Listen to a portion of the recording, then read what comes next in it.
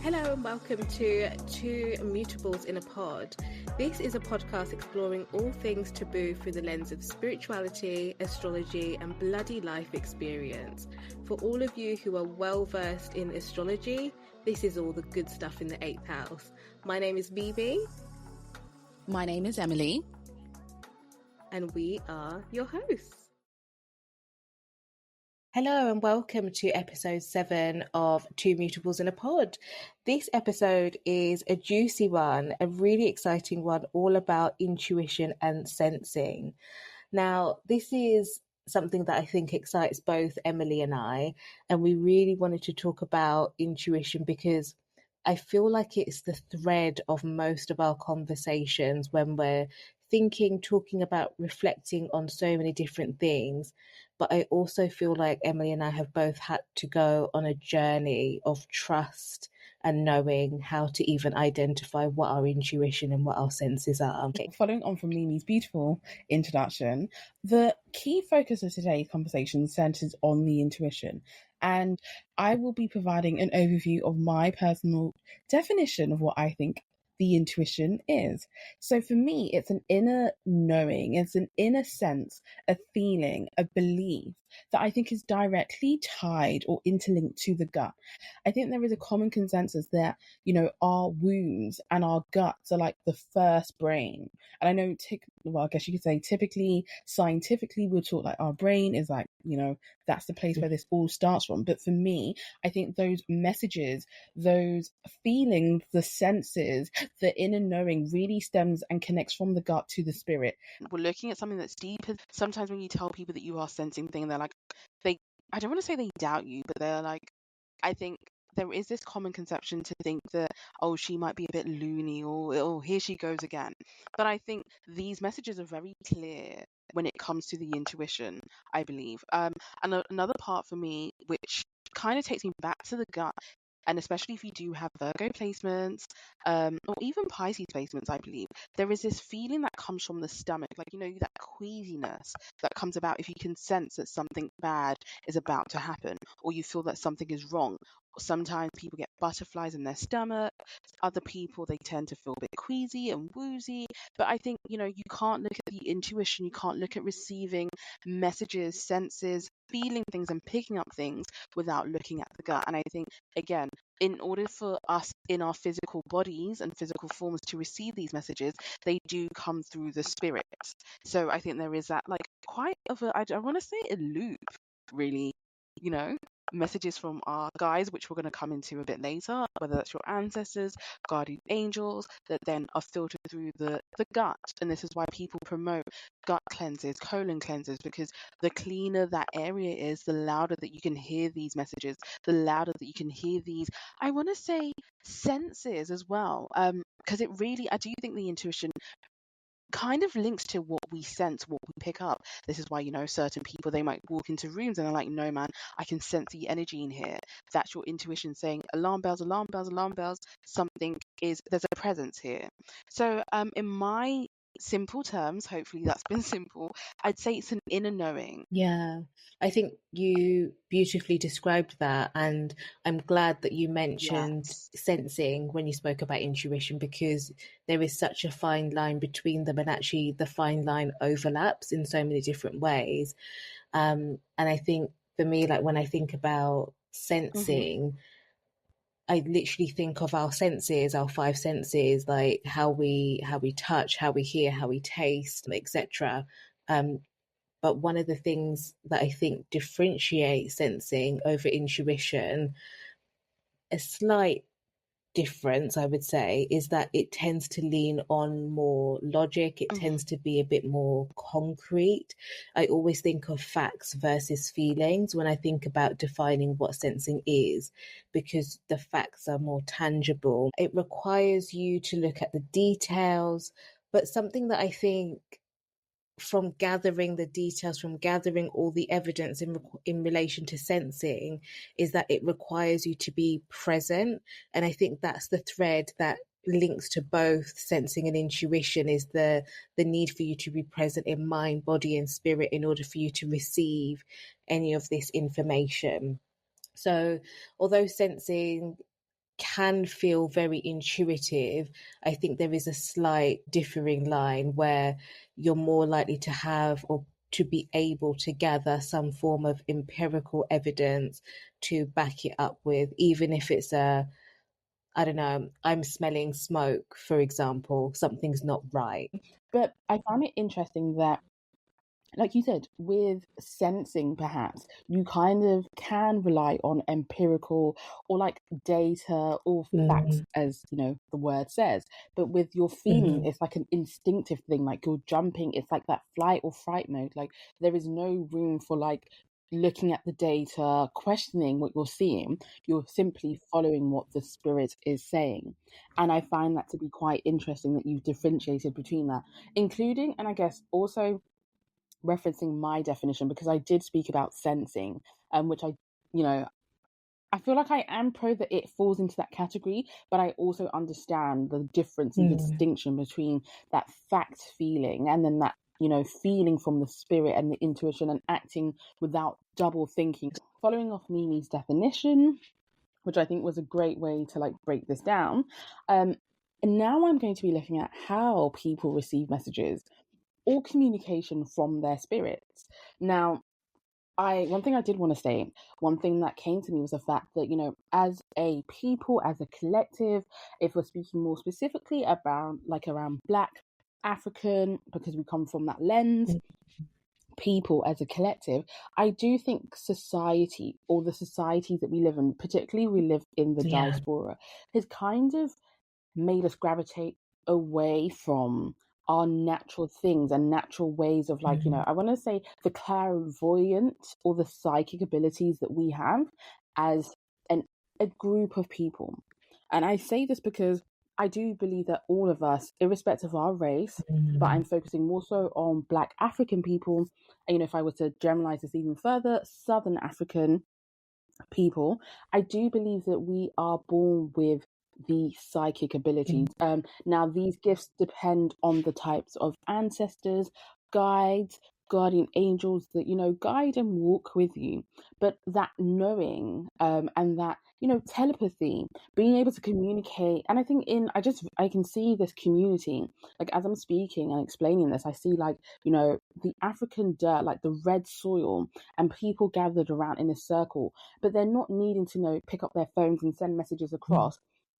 That spirit lives within them. As a collective, as a people, I think all of us are born with these gifts. They're just watered down as a result of the society that we live in. But I do believe that we are moving towards a society that's, you know, I guess if you're in the wellness, holistic, and spiritual spaces, that's accepting these gifts and not shunning them. The first thing for me when I saw this and that stood out the most was the types of audio mm, messages we receive. I'm thinking about the occasions, the moments in which you're in stillness. I think in that stillness, you hear things, you hear communication, whether that's through, you know, your mind, whether it's through your spirit, whether that's through your gut. Like I said, they're all kind of interconnected mm, for me. You might hear things. Someone might whisper it, but it's not someone. These are your guides, your ancestors, guardian angels, spirit guides that walk with you. They're whispering, they're communicating with you through the audio format. But there's mm, also people who, you know, they might have dreams. So these are like more visual ways in which you can receive messages and visions. Like, and this could be, you know, visions in your sleep, visions in your waking sense. Like you might not need to be asleep. You might just see a flash. You might see something. You know, we often hear the term deja vu. I think for me that stems back to this, right? It's quite commonly accepted that people have been like, no, man, I've been here before. I've seen this exact same thing play out before. I think that's a vision. And I think that's another way. That's just one form in which you can receive these messages from your spirit guides or from your spirit. But I think, yes, that for those who, you know, mm, might have ancestors who show them things in more visual ways using imagery, I think you might come across people, you know, who lean towards that modality. There are also people who can smell things. They use their senses. So they might hear, like I said, there's sounds, but taste. There might be a certain taste that lingers in their tongue, and they're just like, I can't get this taste out my mouth.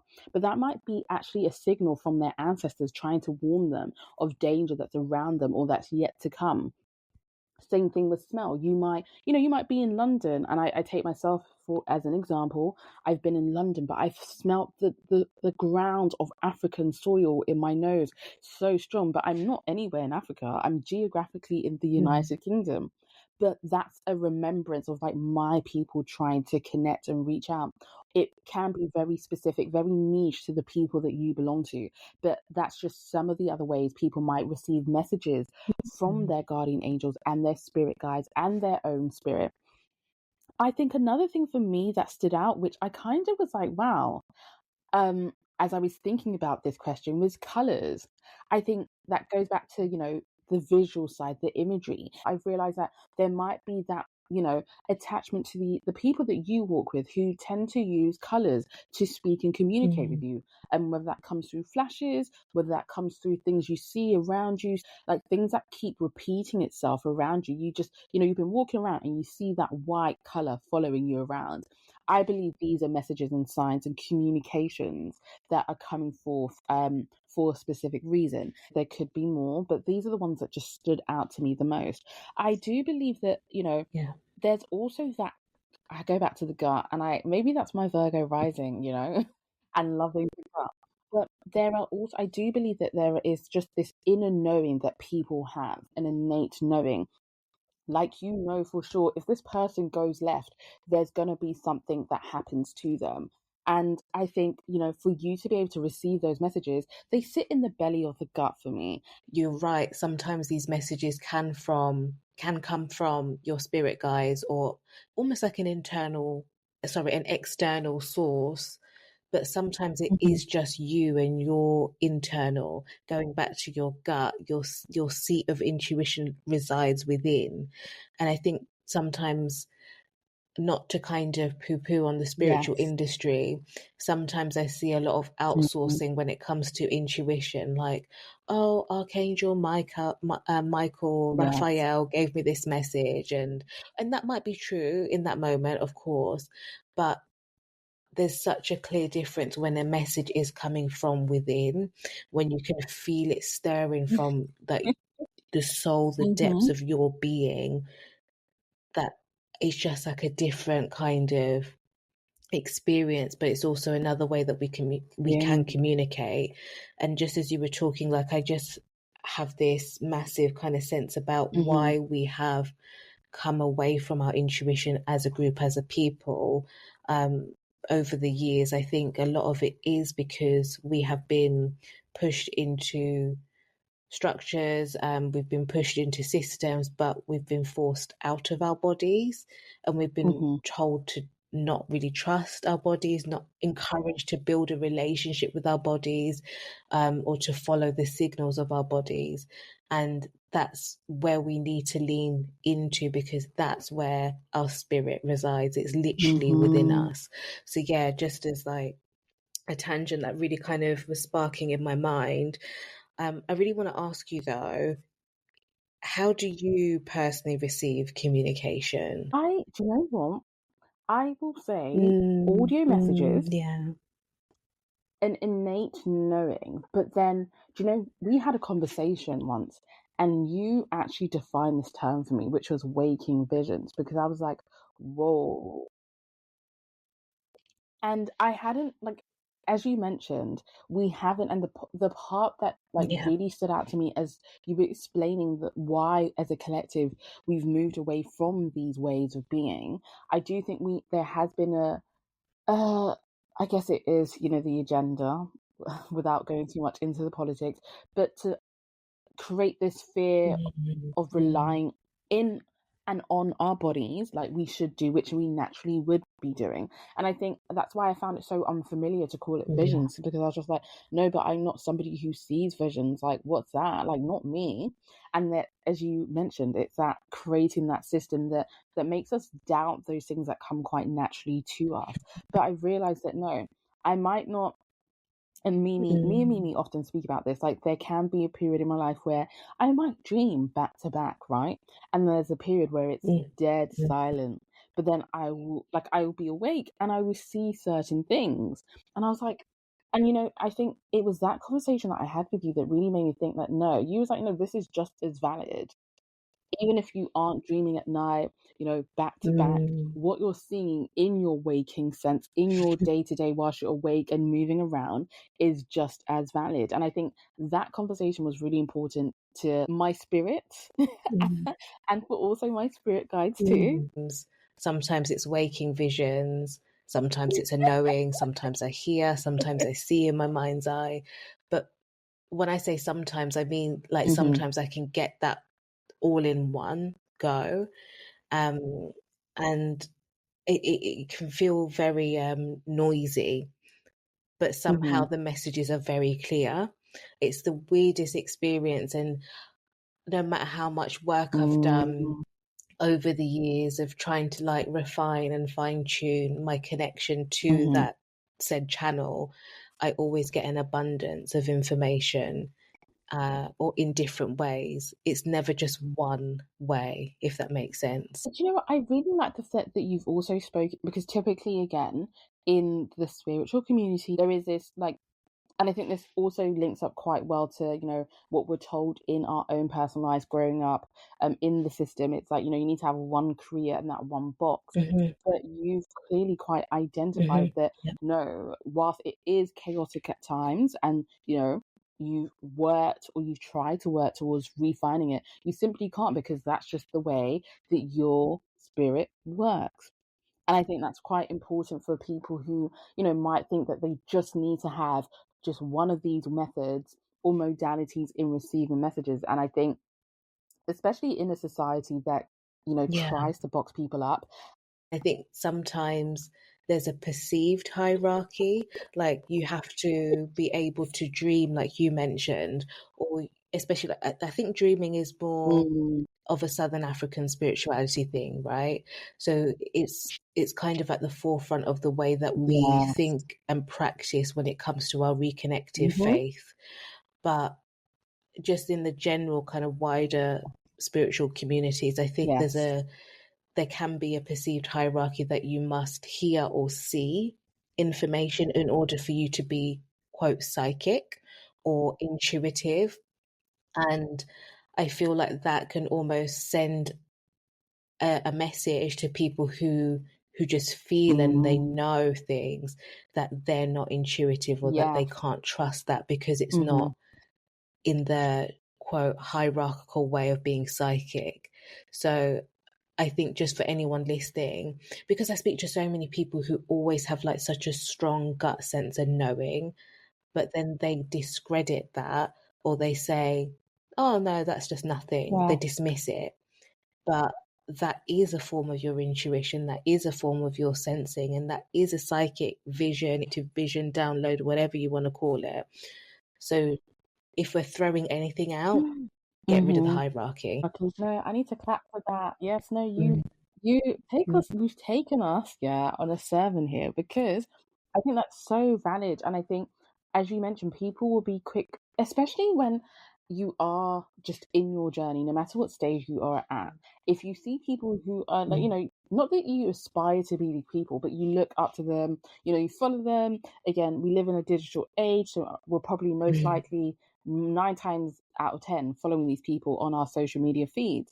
And then if we're looking at our lives and we're thinking, but I'm not getting these grand visions in the morning or at night, and all of these things are not happening to me, but I have this inner sense that's coming from my spirit, and then I end up discrediting it because it doesn't look like that hierarchy.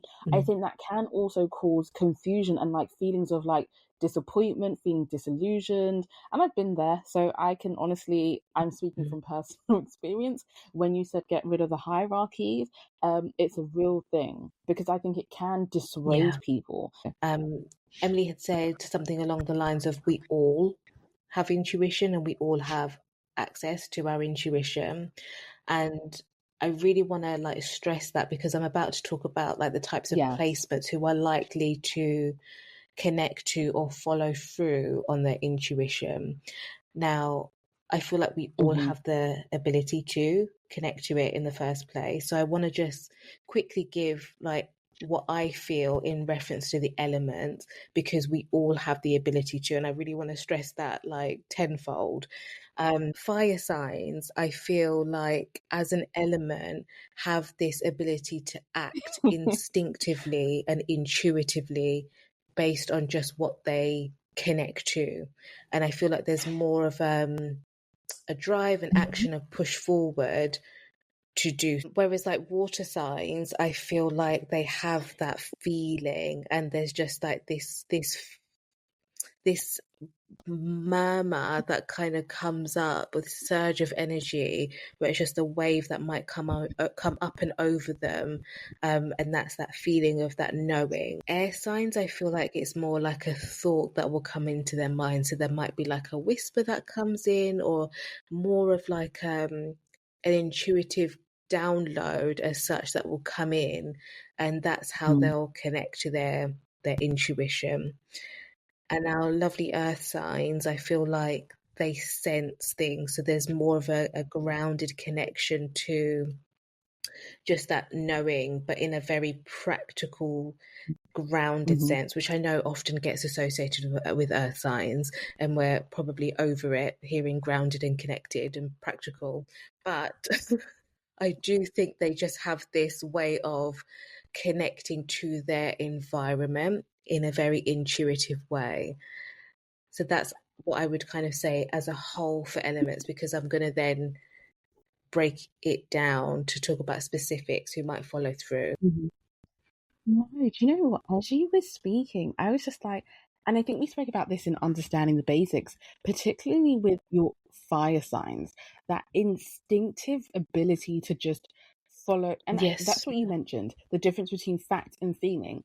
I think for you to follow the intuition, there's no room for second guessing what your spirit is feeling, telling you, or communicating to you. And this is why people say, in emergencies, in I guess situations of life or death, that hesitation, wherever there is that room for hesitation, you often find it's because that person just didn't follow through with that gut feeling, which is from the spirit, right? But I do find that I agree with the fire signs. I think with the air signs, as you were speaking, and I was just like, I think this is my hot take with air signs.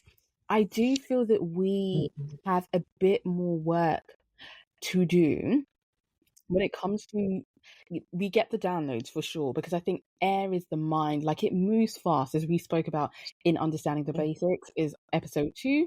Do check that out. But I find that following through with the intuition is where the cloudiness of too much coming through. But this is not to say that they don't follow it, but I think it takes a bit more work. Like as you spoke about earth signs, I do, and I can see this. Like I think earth signs, as you mentioned, whilst we don't want to go back to that groundedness and practicality, I think if we just strip it away to its basic essence and element, you can't take away from that practical, pragmatic groundedness that surrounds that energy, right? But I think with air signs, as you mentioned, because the downloads might be coming in quite quick, and air moves very quickly, to be honest. And I as an air sign myself, I struggle with that second guessing myself, because so much has come through. I'm like, am I thinking right? And I think out of all the, the elements that you've described, I think the air groups or the air signs have a bit more work. There's the potential for overwhelm with air signs, because it can come through quite quickly and in abundance, but also air signs generally tend to think and move quite swiftly. And as we were saying at the start, like a lot of this requires you to be present. And sometimes presence means finding your equilibrium, or like finding a way to like temper your own pace of thinking, moving, being. So I'm not coming for you. So I think that rings true for why air signs might struggle a little bit more, but it's not to say that it's not there. So yeah, I agree. But going back to fire, thinking about signs or placements who are more likely to follow through on intuition, all of your fire risings will have, I feel, that ability to act a bit more on their intuition. It's a journey for us all, but I feel like fire signs are more likely to because they will have water houses in the fourth, eighth, and 12th. Fourth, their fourth, eighth, and 12th are traditionally water houses, fourth being Cancer, eighth being Scorpio, 12th being Pisces when at home, right? So if you have a fire rising, you're going to have a mixture of water. So myself, I'm a Leo rising, my fourth is in Scorpio, my 12th is in Cancer, eighth is in Pisces. So I feel like, I can't explain it now that I'm talking about it out loud. I feel like having your fourth, eighth, and 12th at home in water, it carries the energy of being able to trust your intuition and act on your intuition. The 12th is like being able to connect to the subconscious, unseen, hidden aspects and realms. The eighth being that quite deep, dark, shadow, transformative side of things. And fourth being maybe things that you might sense from the perspective of your comfort, your roots. So it's going into the depths of the belly of stuff. Or fire risings just have the ability to act on that because they have water in those more esoteric houses. I don't know how else to describe the fourth, eighth, and 12th, but I would class them as esoteric houses in some way. You know, as you were speaking, I really like how you've broken that down into like the houses per the fire risings, because it like sent alarm bells to me. And this, as you mentioned, is its natural state of being in those. I think they are, to be honest, I call them psychic houses, more intuitive houses of, the zodiac will. This is not to say other houses, don't have that, but I think in these houses where you have energy that feels naturally at home, I think there is more of an inclination. I would also add ninth house to that. I'm going to tie ninth because I also feel like people who have Jupiter or Sag placements have this ability to question things, to see bigger and beyond what they know. So it requires a deep level of faith to be able to do that. So I think Sag placements or a strong or positively aspected Jupiter or ninth house placements, I feel like you'll have that natural connection to questioning things and to going a bit deeper. And that's what, like, it's like following the breadcrumbs is what I will say with ninth house Jupiter or Sag placements. And I feel like once you follow the breadcrumbs bit by bit, that leads you to action. So there's a bit more of a journey, I feel like, with ninth house Sag or Jupiter placements, but they do get there for sure, for sure, for sure. Shout out to your Sag moon. Oh my God. Yeah. Do you know what? I've got the biggest smile on my face because, I feel like you're preaching, you're speaking to my spirit. As a tropical, and in the Placidus house system, that's home to my ninth house stellium, right? And, as you mentioned, the breadcrumb pieces, like, it is a journey. You're not going to wake up one day and be like, yes, I'm following my intuition today. But that faith, because it's true, and I'm a living example of this. But I think that journey is what allows us to reach that stage where, where you've matured in that house and where that house matures. I do believe that you can, as you mentioned, find it a bit easier to walk in that path. And also, again, speaking to, my Jupiter and Sag, my Sag moon, I do find that like there is this blind faith. Now, I struggled with that in my younger years, but as I've grown older, I realized that, that there is, I want to say method to this madness, but the madness is my spirit. Oh my God. So there is a method to following what is coming up, and there is faith that, and as you mentioned, I really do like the fact that you spoke about faith, because there's no way that, and I find the two to be interconnected, like they're not separated. You can't say that you're following one's intuition or your own intuition without there being the element of faith being involved. So I like how you brought the ninth house into this discussion, but also, Jupiterian qualities or like placements or Jupiter as a whole. Yeah. I would also, I know Yeah. I've already mentioned the 12th house and water, so I just want to kind of like circle back to that, because any placements within the 12th house or a stellium in the 12th house, I feel like would give you quite a strong sense of Mm-hmm. connection to the other side, even the fourth house. I actually think your south node can give you a sense of connection to your intuition, or there might be lessons Yeah. for you in order to learn how to follow through on your intuition. Now, why I say that is because I feel like our south node is a part of us that we do carry forward from previous lifetimes into this lifetime. And just that alone, I feel like it's, in a human sense, it's not tangible. We don't have any evidence or data to say that past lives are real, but we have spiritual Mm-hmm. insights, spiritual texts, teachings, knowings that that is possible. So, in order to connect to some of your South Node energy, I feel like that's a naturally instinctive and Mm-hmm. intuitive process. So, I feel like if you have, I'm not necessarily saying any particular sign, it's more like if you connect to your South Node and you carry that and you honor your South Node whilst pursuing your Wow. North Node, Mm-hmm. I feel like that's you following through on your intuition. Oh, I don't know where that came from. Whoa. Well, I need to. Yeah, listen. I need to give you your flowers because Mm, you mm, know what? mm, We like how you connect to that to the North Node. You did not sit here and tell people to abandon their South Node. Neither did you tell people to just exclusively focus on that, that South Node. I feel like you've fused the two together, which is very important. And especially, like you mentioned, whilst there isn't concrete evidence to prove that, this is how the South Node works.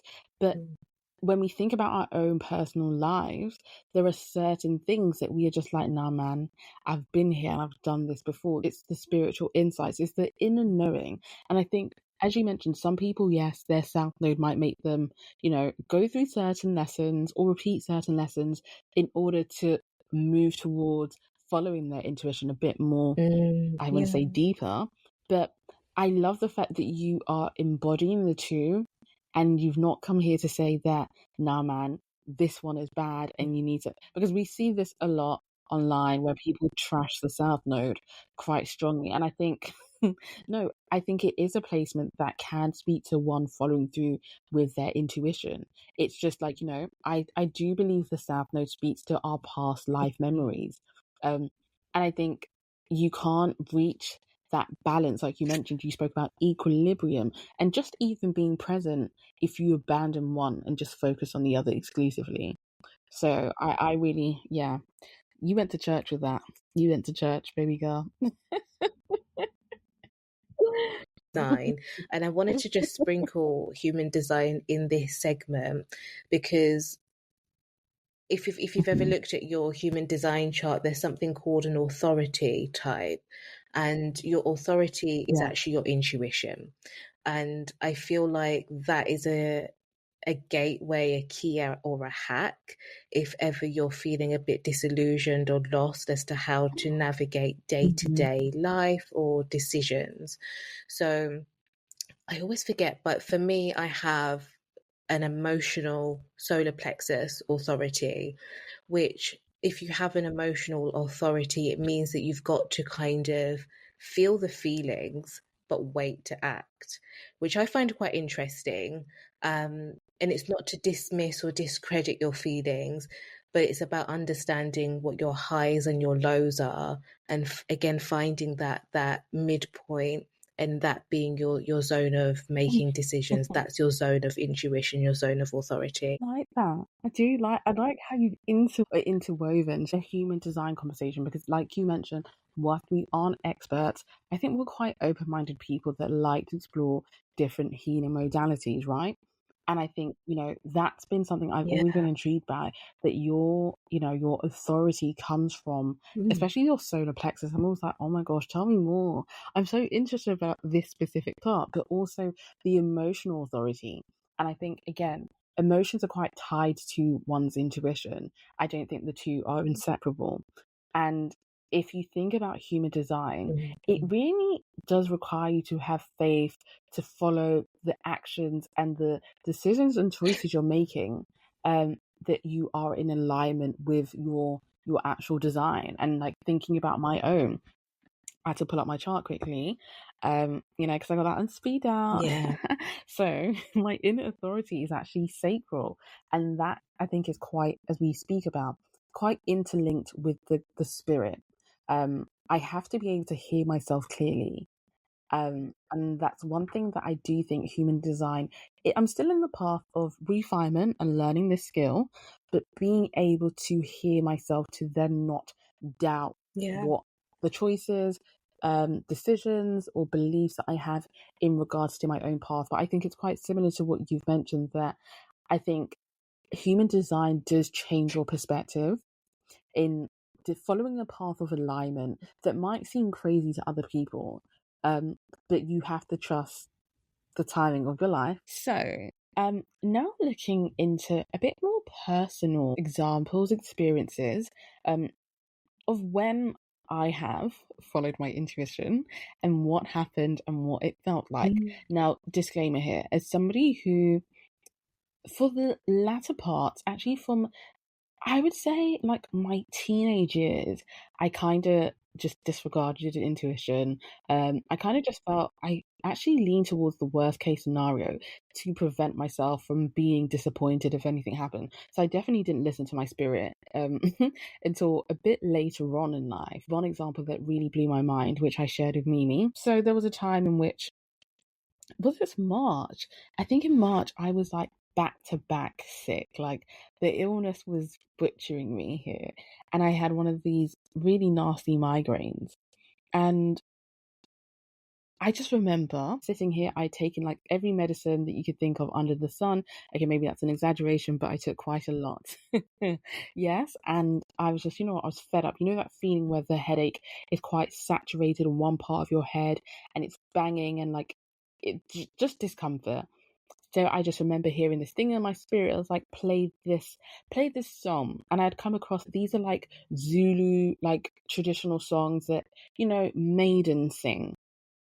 And I had been listening to it on TikTok, but then I actually downloaded it on my like album gallery. So I was like, you know what? My spirit's saying to play this. Let me play this. I started playing it, and this was for hours on repeat. And I can listen to things on repeat, but I knew why I was being guided to that specific song. I was literally sitting there. I played it. I tried to look at the window, but I was like, oh, this is hurting my head. Something said to my spirit, get the water and pray over the water. Like, put your hand in the water. And, old me would be like, oh, do I have to? Like, I'll be going back and forth with my spirit about this. But you know what? My spirit followed that call. So I put my hand in the water. I prayed over it. As I was praying, I was seeing quite vivid imagery. And I was, being instructed to apply that in the areas where I had pain whilst this song was playing in the background. And I kid you not, like, this is not me talking about like, miracles that we see from well, I'm not going to say, let me not say miracles.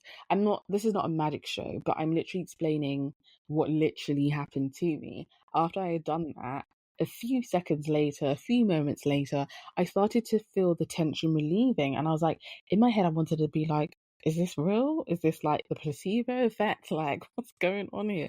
And then I just remember the pain, and it was quite a saturated, like throbbing migraine that just went. I was like, whoa. And I remember seeing at that point a particular flashing image. So, you know how we spoke about how you might receive messages from your spirit or, communication from your spirit. I had a flashing image at that point, and I was like, and I do consider those things to be visions, right? I was like, whoa. And I was like, nah, man. Nah, man. I just remember that in that moment of time, I was just in gratitude and thanks that I had followed. And I didn't doubt this time round. I didn't ask, like, are you sure? Are you sure you want me to put my hand in the water? Or do I need to put like just my finger in the water? I actually followed through word for word what my spirit was delivering to me. which resulted in me being healed. And I was like, you know what? We often speak about, going to people to heal us and so forth. But I also believe that a lot of us contain the knowledge and the wisdom that has been passed down from us or just simply lives within us to heal ourselves. It just takes, well, it requires us to listen to our spirits, which is our intuition, our guts, and, the senses that come along with that. When I speak about what it felt like, as there's one lens, which is the gratitude, right? But on the other side, it was like, so if I actually had done this for the duration of my life, wait, would I not have been further? And obviously, again, Oh my goodness. I had to take it there. I was like, wait, I followed through for once, and this is what. Imagine I could have been the next Bill Gates, mate. Oh gosh. And in that moment, though, like jokes aside, I just realized that wow, there is beauty in following through the spirit. Like, and to other people, I think, they might think, oh, well, this is just, this is just a cause and effect thing and it's a placebo thing. That was magic to me. That was real deep and that was real personal. And I know who healed me, So I will never take that experience for granted. Because it really transformed my life, especially when you're ill and sick, like you just want instant healing. And I realized I was doing so much, but the one thing that didn't take too long and it was inexpensive, I didn't have to pay anything to do this, it actually healed me. And then I think another one that I might speak on, I find that with myself, like I said, I have struggled with following through and listening to that intuition because a lot comes in and I'm like, no, not this. And I try to nitpick and I'm like, okay, I'm going to follow this, but not that. And then, I just never end up following through with it. But I actually remember that there was a course I wanted to do. So I'd finished like my undergrad and I was like, no, man, I've always wanted to do my master's. Like I want to do this postgrad and I want it to be like X, Y, and Z. And I just remember like, yes, the vision board stuff, I've done that before, but I felt a deeper call to like sit down and be more specific, like actually write down the specific things I want, which particular university. And I think there's so much power with taking pen and paper, your dreams, aspirations, and your heart's desires in a way that, we use our phones and I use notes a lot. I'm very guilty, but there's something different about actually physically writing this stuff out. And I remember I just did that and I was like, cool. I didn't really have a timeline on anything, but I followed through with that call from my spirit to write those things down, where I wanted to go, what course I wanted to do. That was 2019. And in 2021, I actually was like, you know what? I got a message in my email inbox from the particular uni, and that's re-sparked something in my spirit, in my memory. I was like, no, man. I remember I wrote something somewhere, and this is the specific uni that I wrote about. And then my spirit was like, write the application. And at that point, I was in a job that was related to an industry that I could see myself going into for the long haul. But my spirit at that time wanted me to take that leap of faith. And I did my application, I submitted it. I didn't think much of it, but I did it. And to my surprise, I was like, whoa, okay, I've gotten a place. And I was like, for somebody who struggle with believing in or following through with one's intuition, seeing those small steps turn into something that's actually tangible, was also a reminder that there's power in the ways that you follow through with your gifts. Let me just fast forward to the part when I'm actually in the university. We get to the part where it's like, it's dissertation time. And I was like, I've never done a dissertation before. Like, what am I actually going to write about? And I remember being so stuck on how, and in that point, I had to make a call to follow that spirit call. And I remember hearing it quite loudly speak about trafficking, but sex trafficking. And I was like, but I've not been taught this. How am I going to speak about something I've not been taught? And I just had to follow that call. And, when it came to that time to write that 10,000 word piece of dissertation, I was like, no, man, I'm going to go with this. And I didn't know what the hell or how the hell I was going to write this thing, because this was my first rodeo. But I followed through with what I felt like. I would read articles, I'd read specific papers, but I actually, when I think about it, this was on the whim of my spirit. This definitely, I cannot take, yes, I showed up, and yes, I was present in, submitting the work, doing the late hours, staying in the library late, but to actually complete the 10,000 words, that was the spirit. That was the spirit and not my flesh. And I saw that in the end, once I submitted it, I was like, you know what? I've done my level best. In, I guess you can say autumn, winter of 2022, I remember getting that result. And I will never forget the distinction that I saw. And when I tell you, from somebody who took a bet and actually just followed the spirit, I was in awe. Yeah, beautiful examples. Yeah. Oh My God. one is very small in comparison, but it's Yes. just like the first thing that I can think of Mhm. that's actually fairly recent. So, long story short, for people who are listening, I had a situation where I had to quickly move jobs and move my clients along with me, and that was Yes. very life changing, shattering in so many ways.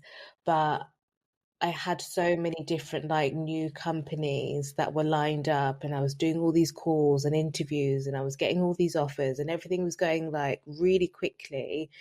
And I had finally decided on like one of the companies I wanted to go for because I wanted to have a couple. And everything was going really smoothly in terms of all my paperwork, and like I was getting same day responses. And then it came to this final bit. I've not even told you this, Emily. It got to this final bit where it was like, oh, we need to verify your right to work in the UK. And I'm like, I've worked in this country since I was 16. I've lived and breathed this country. I was born here. What do you mean, right to work? But it's not even that. We need to do it electronically, and we need your real passport in order for us to do it electronically. I'm just used to like Mhm. sending a copy of my passport, and I have that in multiple places. But in my mind, I was like, oh, fine, okay, cool. I look in my drawer. I always keep my passport in my drawer. When I tell you, I spent 2 days turning my flat upside down looking for a passport, and I was like, I'm Yes. not a careless person. I look after my things. I drove to my mum's house, which is about 45, 50 minutes away. I was like, well, if it's not here, it must be there. And I was absolutely losing it because I needed to Mhm. move quite quickly because of stability, security, and just having the Oh my assurance of gosh. having an income coming in. So I was like, but everything's gone so smoothly up until this point. I don't understand. And I was even going down the road of, well, I need to look into Mhm. I can't say it properly, horary astrology, like trying to locate where a lost item is. It's like, maybe I need to speak to a psychic and they can tell me where this lost item is. And I was like, guys, are you there? Where is my passport? Can you just show me where my passport is? Like, this isn't a joke anymore. Like, if you want me to get a job, give me my passport. This is me speaking to my guys. I have a very frank and direct relationship with them. It's all respectful, but sometimes I Mhm. lose it. Um, so 2 days, I'm like, oh, this is just insane. And I was like, okay. I woke up on the Wednesday and I was like, well, I'm just going to have to order a new passport. But £88 50 pence for someone who doesn't know where their next income is coming from was a lot. And I was like, well, I've just accepted that I have to order a new passport. And that was the thought that I had in my mind. Now I'm getting my son ready, and we're in the car and I'm taking him to the childminder. And then I open the car to get him out the car seat and I'm holding his bag. And for some reason, in that moment, I felt a wave of stillness come over me and just this calm energy. I felt like I was on the quietest street. Everything went dead silent. And I heard, look in the bag. didn't even question it. It was an automatic opening of the bag, the very first pocket. And for anyone who's a parent, you know what these bags are like. There's like a million and one pockets and zips in these like nappy changing bags. The very first pocket I looked in was my passport, and I burst into laughter. I was like, of course. And then I remembered why it was in my son's bag. Oh my And like, god. I am the typical kind of spiritual mom and like do all this like stuff with my son. And there are certain things that I put in his bag for protection. And there's certain things that I say to my son to cover him when he's not with me. And one of the things that I've always said is, I'm always with you. I walk with you. Your ancestors walk with you. You are guided. You're Mhm. protected. But I literally was walking with him because wherever he goes, that bag goes. And my passport was with him. I was just like in shock, in awe, in disbelief. But this calm voice that came over and just said, look in the bag. I Oh was my just so god. like elated, like seeing my passport and knowing that, okay, everything is Oh, going to start progressing on smoothly. I felt as if like someone had switched off the world because of how silent it was in that moment. But that voice and that feeling was just so abundantly clear. So there was no room to doubt. There was just a feeling, a sense to action. No gap, nothing in between. Like Emily said, no hesitation. And that's where the magic, the no hesitation part. it's a very big example. Like when you think about, yes, I think the very fact that this passport, like this was your right to work, but they're not going to employ you without this. So it really is. I Mm, think this is a big, big like testament of what following your intuition looks like, and specifically the mhm. visual aspects and how you described. I still am like spinning around the world around you. Yes, you were like internally, as you mentioned, Yeah, you were looking to speak to a psychic, like the world was chaotic within you. But once you got to that baby bag, should I say, stillness just like engulfed you. And the answer then made, and I think that's another yeah, beautiful thing exactly. about, And I think it's also like when you've almost made peace with it, because I had looked to outsource it. I was considering consulting somebody else. And then all of a sudden I was like, okay, I'm not going to follow that path. I'm going to just get another one. And I was very at peace with that decision. And then that, I think, when once you come to a place of peace in some way, that road opens. Not to give the tea on my life, but this kind of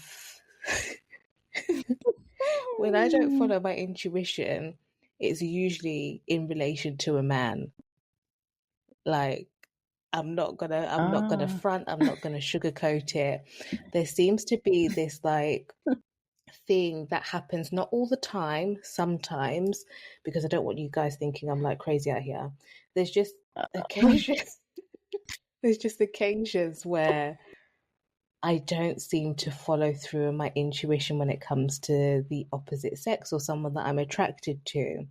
So uh, I'll give an example, but try not to get into this specific. So I have a thing where I don't block people on my okay, phone. I don't know about you, Emily, but for me, if you have to do something really, really bad in order for me to block you, like there has to be something that's absolutely like twisted the knife in me for me to block you. But I had been like in communication and contact with a specific soul, and I knew that it wasn't a good interaction. I knew that there was things that I didn't necessarily want to enmesh myself with, but I ignored that. I bypassed that because I was moving from desire and I was moving from attraction. So I kept this person kind of in the background yeah, of my life. But there was just something that was like telling me, you're never going to see this person again. Like, this person isn't necessarily for you. Like, just like cut it. So I had them archived. So I intuitively knew, instinctively knew. Long story short, we ended up getting into a heated exchange where he was the one that was like, lose my number. And before I even like had the chance to respond, which I shouldn't have responded in that moment anyway, I was blocked and deleted. And it's funny because like I had that intuition, I had that feeling and that sense, but because I didn't follow through on it, that right or that decision was taken away from me. And so he was the one that initiated that, and he was the one that blocked and deleted me over something very minor and very petty, I might add. But what are you going to do? So, yeah, it was, I mean, I felt neutral towards it because I was like, well, I don't have an emotional attachment to this person. But Wow. Mm-hmm. what was kind of a process for me to kind of sit with was like I led with desire in that moment with that person rather than my intuition. And sometimes this is something that I openly talk about with my therapist. Like sometimes when desire lead the way, it isn't necessarily congruent to what my intuition says and how I view it. Maybe it's judgmental, but I view that as quite a hypocritical part of myself because it doesn't make sense. Because in every other aspect of my life, I'm moving with my intuition, I'm moving in step with that. But that part, sometimes it's like not happening. So, yeah. Mm-hmm. Do you think though, Mm. because I mean, outside of this conversation, like on a one-to-one basis, we've spoken about the fact that around matters to do with love, relationships, the other or significant other, there's a bit Yeah. more work to do, or there's a bit more, I don't want to say karma, but there's Mm. a few more lessons. Maybe that's an area where you're Yeah. like the headlight or your blind spot. Yeah, that is a blind spot for you, and therefore you might not approach it in the same manner Mm. or follow your intuition as clearly when it comes to matters of the heart. And I think a lot of us, even myself, like as you were speaking, but everything you Yeah. said there is what I can resonate with, because in romantic partnerships, that's where the intuition flies out the head. But there is a knowing. It's not like we don't know it, we just don't follow Mm. through with it. Mm. But I do think that when you have in your natal chart or birth chart, when you have a few more, challenging aspects, doesn't mean that you can't overcome them. I think pertaining to love, relationships, and dating, you might that might be a blind spot area for you, and that's probably why you don't uphold yourself to the same standard.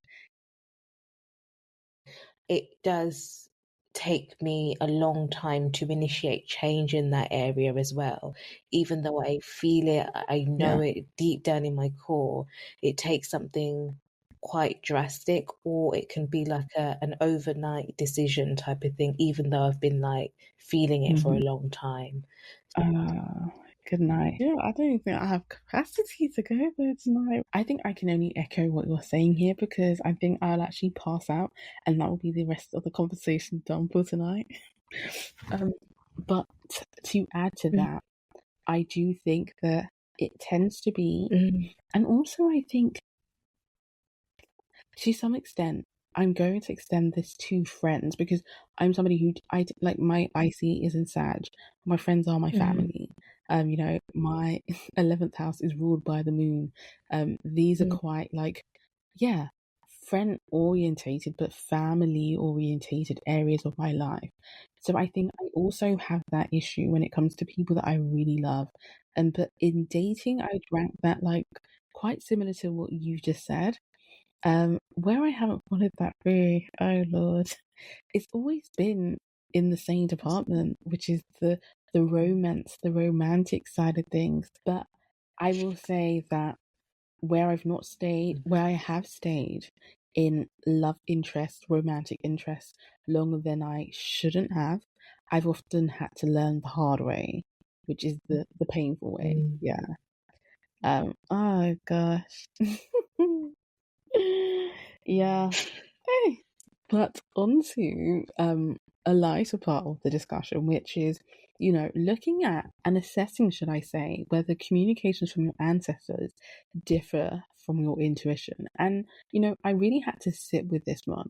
I automatically sense that for me, I would say that it does not differ. If anything, I think communication with your ancestors or one's ancestors makes your intuition clearer.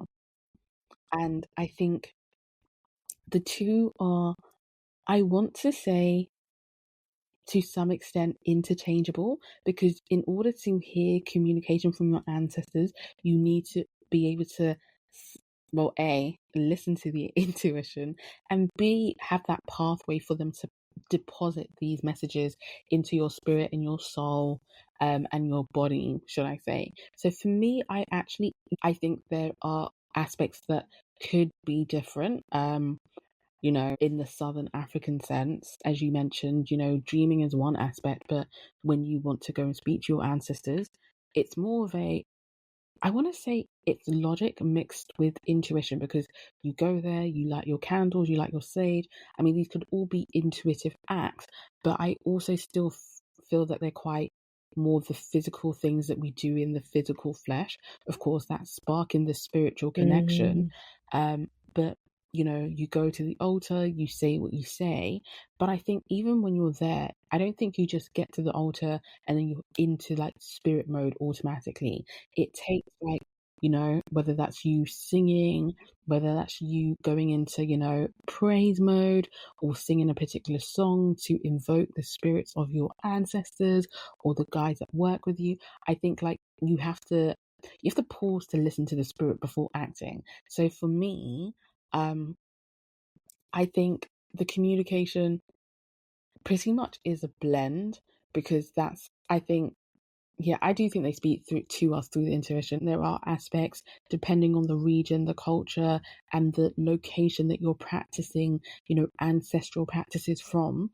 And maybe there are specifics that could be different to just following the intuition. In talking about where we haven't actually, listened to our intuition and the kind of feelings, thoughts, experiences that we've had to go through, when we have struggled to hear our ancestors, and I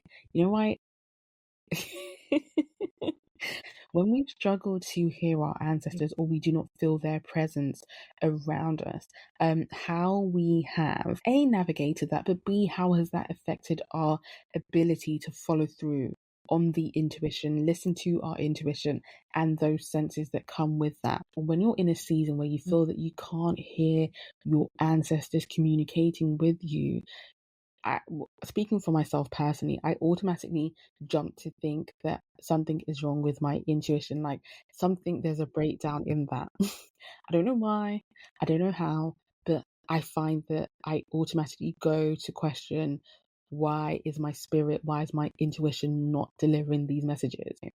And I find that when I don't have dreams, I get into this flight or fright mode where I'm like, did I do something wrong? Are my ancestors annoyed at me? Did I not follow my spirit? And I find that I then start to disassociate, as you mentioned quite early on. I then start to, I want to say, get lazy. I actually have a problem with getting lazy. Like, if I don't feel like I'm getting the answers, I start to get lazy with certain practices that I know that I should be doing. In the moments that I have experienced, should I say, and do you know what? When I think about it in hindsight, it's not that they're not listening to me or they're not there. I think it's just part of the lessons that I have to learn as part of my soul plan on this earth. You know how Mimi said, with specific placements, particularly for example, the South Node, which she mentioned, you might have lessons surrounding how to actually follow through and pause and be present before acting on that intuition. I think for me, there are lessons on that. South Node in Taurus, North Node in Scorpio here.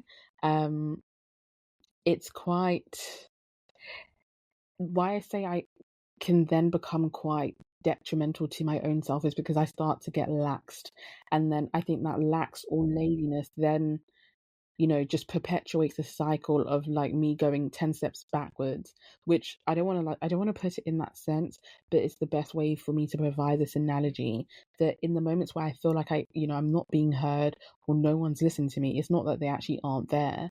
It's just that that's a lesson for me, a soul lesson to learn in which I'm not seeing that clearly. But over, the years and through communicating, even with Mimi, like, I've often said, I don't feel like, you know, they're listening to me. I can't even hear my own spirit at times.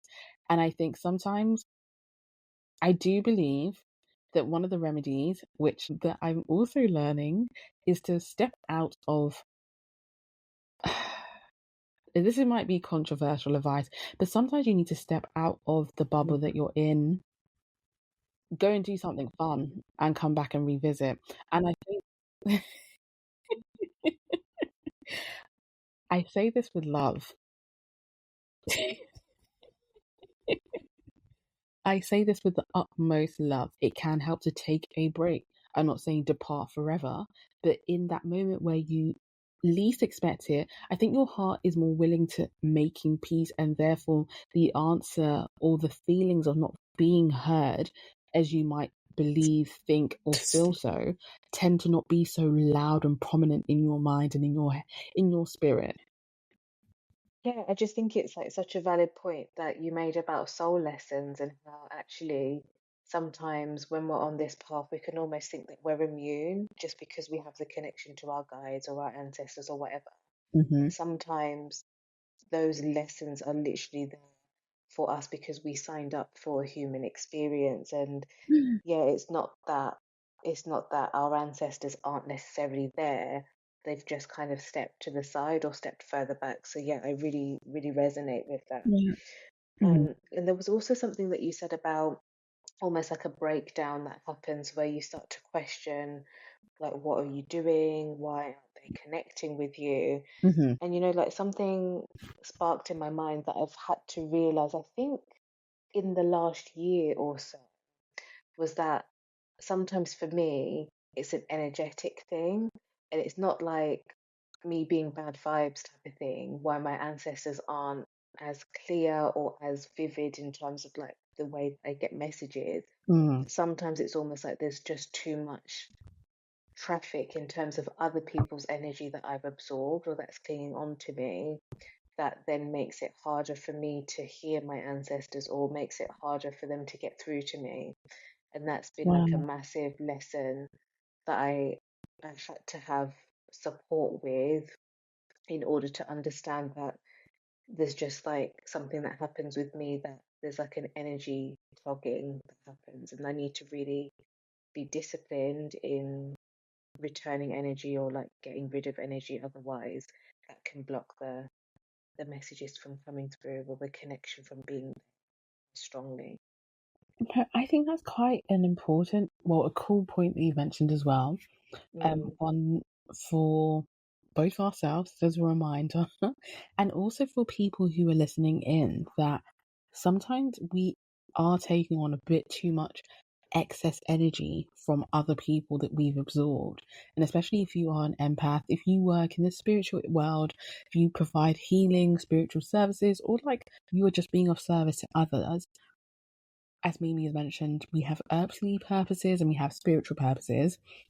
In whichever capacity that you're serving others in, I do think that that also tempers and like tampers with our own energetic field, which we don't really talk about like enough as well.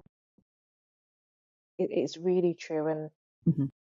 I've seen people talk about energetic practices and clearings and stuff, but I think it's another thing to know and understand it from what your ancestors, what your bloodline, what your internal source to your gut, what that means, because it will look quite differently for all of us. We've often spoken about like diet and cleanses and stuff, and that's Yeah, that Virgo Pisces axis between us, right? That kind of exists within our charts, but hmm, it's a real thing. But it might be different for someone else, what that clearing would look like. like no, that's so true. What you just said, like we do talk about these things, and like even something so simple. And it's not like, I don't want to say it's Pythagorean theorem, but talking about our diets and knowing like, okay, cool, there's certain things that we just know we need to eliminate because that's what our spirit is telling us. I do think that helps transition and allow the energy to move through our bodies a bit smoother and also deposit which is not ours too. So yeah, nice reminder. We will move on to our hot seat question, which is how we round off every episode. My question to you, Emily, is how do you cultivate the trust to act on your intuition? If I could scream out loud, I would. I think, do you know what? I had to sit with this and I was reading this question over and over and over again. But one thing that I will say now, I'm not somebody who is, you know, I'm not a guru when it comes to meditation. Whew, my mind is always on the go. But one thing that I think I have come to understand is that whole element of stillness. Now, chaos can still be going on around me, but I think when the message comes, I need to be still to actually. So I don't want anyone to pass out and faint by what I'm going to say, but actually listen. Now, I know it sounds very basic, but as Mimi said, for some of us, we might just get messages in the midst of chaos. But then there are moments in which, when we are being delivered those messages, whether it's through our spirits, whether this is communication from our ancestors, all aspects of messages and spiritual ways of communicating, I think that the message is going to be loud and clear. And that's what's helped me understand that, nah, man, even if doubt wants to creep in, because doubt, just because we're saying, we are moving towards that path of following the intuition, that doesn't eradicate doubt from our stories or our journeys. Doubt, lack of faith, disillusion are things that we will have to constantly overcome. Sometimes we will and sometimes we won't. But I think that the key distinction for me is when the message has been so loud and clear that I can't even deny it. Even if I choose to go down a certain path, I know that in my heart of heart, my intuition already put me onto it. So whatever happens, because we do have free will at the end of the day, even if our spirits are telling us to do a particular thing, we have the free will to do the opposite, to do the thing that it's telling us, or to do nothing at all. But I think in honing into the question that you asked in terms of cultivating, I've started with small tasks. I didn't wake up one day and just, believe that clear, loud voice that came to me. Sometimes the voice is very silent. It's being able to distinguish that as well. I also think not comparing my journey with another person's journey has helped me.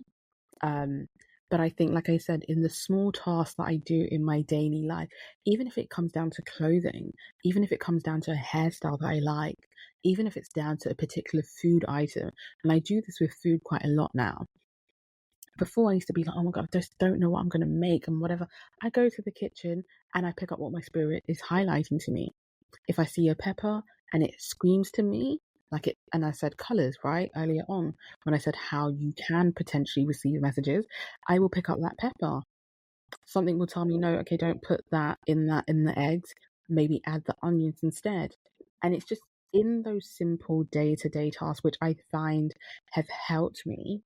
I've been able to cultivate that trust. So without going into too much depth, I think those are some of the ways that I've started, particularly somebody who really struggled with trusting their own intuition or even wanting to believe that, my spirit could carry these kind of messages, carry this wisdom, carry this knowledge. But what about yourself? I mean, does it resonate with you what I've been saying? Yeah. It really does. And I think it just really stood out like the day to day, the small things, Mm-hmm. because I think we can often think it's like these grand, big things that we have to do, and that's how we trust our intuition. No, it's the daily practices, it's the things that we do, part of our existing Mm-hmm. routine, that's the thing that's gonna flex that muscle and make it grow bigger. Um, I think for me, gosh, there's so many different ways that I could answer this, right? But one of the biggest lessons I would say, and this is how I know how to cultivate the trust, is being receptive to change or being open to change. But what this links to is being able to tune into my needs and tune into my body, but to place a value on my own needs. So being receptive, meaning like the last few weeks I've been on the go, it's been quite hectic and things haven't, if you would like to look at my life on paper, you'd be like, oh my God, like things are so like crazy. Like you should be doing this, you should be doing that. Like the outside world will be telling me about all these things that I need to be getting on and doing. But this week I intentionally slowed down. This week I wasn't in hustle, I wasn't in go mode, and that's because I allowed myself to be open to that change because that's what my body was telling me was needed. That's what my spirit was telling me was needed. And I think me being open to that and allowing that to happen rather than going with what the potentials of the outside world might say builds a layer of trust. It's like building blocks. It just keeps getting higher and it keeps getting like taller and grander the more that I allow myself to follow through on change, but follow through from what my body's telling me. That builds that trust. I don't know if that makes sense. No, it does. It does make sense. And specifically, especially that, outside of this conversation, we have spoken about, the rest culture in this, I guess, in the Western world, more specifically in the United Kingdom, but also just how it's also frowned upon. And then for you to be able to listen to your body and be like, I'm going to go against societal norms, against, I guess peer pressure to some extent, whether that's external pressure from family members, friends, or so forth, that might not necessarily know how to rest in the first place because they aren't able to listen to their bodies. I think there's power in that, and that's empowering. On that note, this has been such a beautiful episode. Behind the scenes, we've had a lot going on. It's been a lot of tech issues, but the conversation in itself was just something beautiful. So I do hope that as you were listening, you were able to connect to what intuition and what sensing is like for you. So we thank you for listening. Be sure to share, like, comment, and really sit with what intuition looks like for you. And on that note, we will speak to you soon. Bye bye. Bye.